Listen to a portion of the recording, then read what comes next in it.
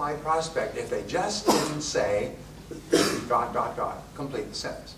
If they just didn't say it costs too much, or just didn't say I'm happy with my existing supplier, just didn't say I can't afford it, just didn't say I'm not in the market right now, just didn't say cash is poor. In other words, write down everything that people say.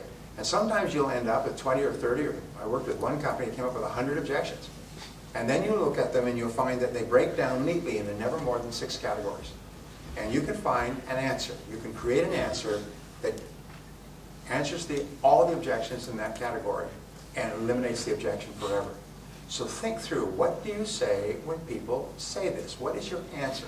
And again, the best salespeople I've ever worked with, when they almost know. They know that at the moment of closing the sale, the prospect's going to come up with this one objection, and they smile like, I own you.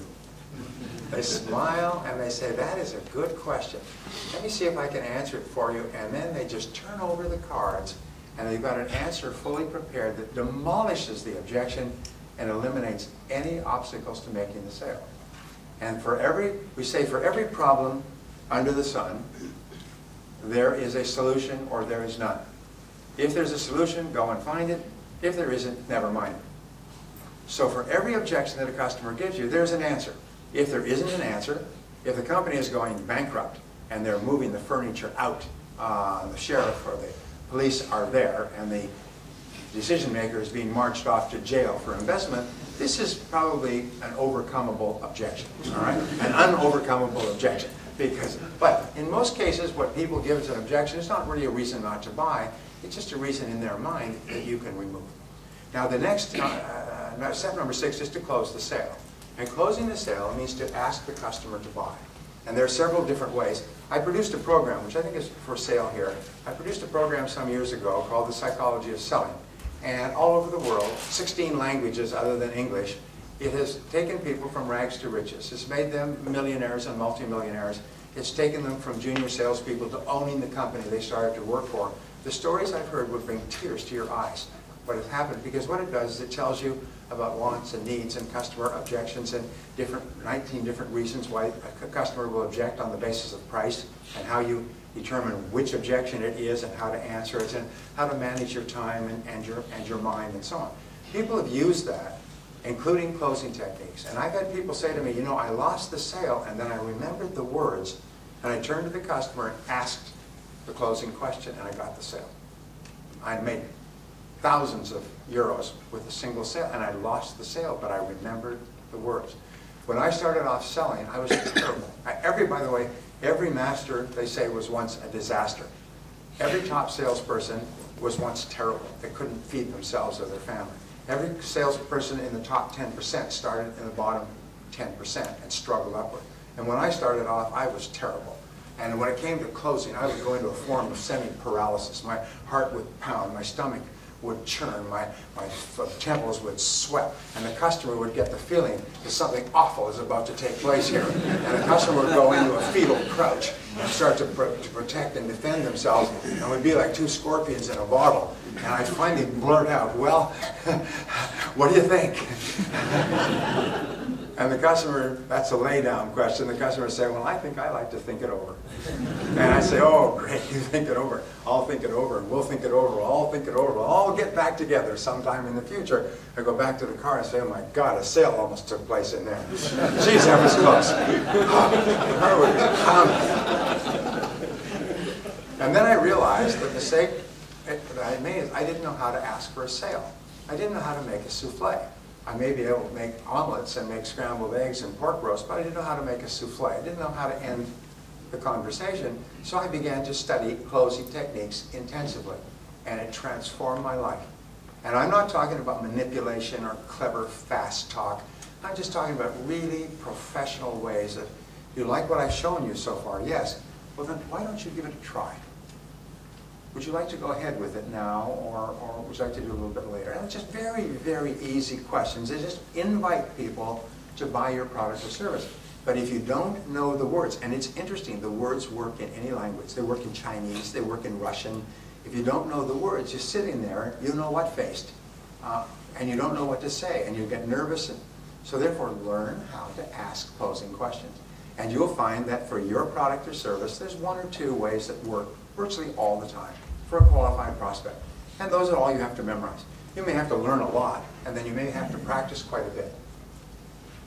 Let me ask you a question. When I was young, I started to study languages. I now speak French, German, and Spanish.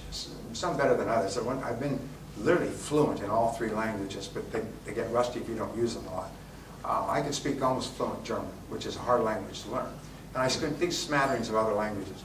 The reason I learned languages, when I started off, I didn't know anything but English, is I read something and it said that the reason that non-Europeans don't learn foreign languages is because they feel so nervous when they actually start. They see themselves as making a fool of themselves. They see themselves as trying to speak and people not understanding them, so they shrink back. Whereas Europeans, because they're so used to traveling, will pick up a language and they'll try it, and if it doesn't work, they'll try it again. They'll keep saying words in the different languages, somebody suddenly understands them. So I decided that I would learn the languages and I would not feel, time is up, okay. I would not, you're right, I would not get upset if people didn't understand. I found later in life, the reason why people don't learn and grow is because they're afraid of feeling clumsy and awkward during the learning period. They move out of their comfort zone, which is usually of lower performance than they like. But to get to a higher level of performance, they have to go through a discomfort zone. And most people, 80–90% of the population, shrinks from the discomfort zone. So here's the question. Can anybody here ride a bicycle? Say yeah. Yeah. All right. What happened when you rode your first bicycle? You fell down. Now, did you just lie there and cry and get up and go back to the house and never try again? Or what did you do? You got back up on the bicycle and somebody ran alongside of you and so on. And you kept doing that until finally you could ride the bicycle by yourself. It's the same thing with learning any new skill. Is never be afraid of falling down and scuffing your knees and your elbows when you learn a new skill, because that is inevitable and unavoidable. Be prepared to feel clumsy and awkward and foolish and make mistakes and fall down. And if you're willing to do that, there's nothing that could stop you from excelling in your field. Step number 7 is getting resales and referrals from your prospect or from your customer, and that's from taking such good care of them that they buy from you again and they bring their friends. They buy from you again and bring their friends. Remember, the job of the salesperson is to create and keep a customer. The measure of success is customer satisfaction. And what is the measure of customer satisfaction? Repeat business. In other words, they come and they buy again and they bring their friends.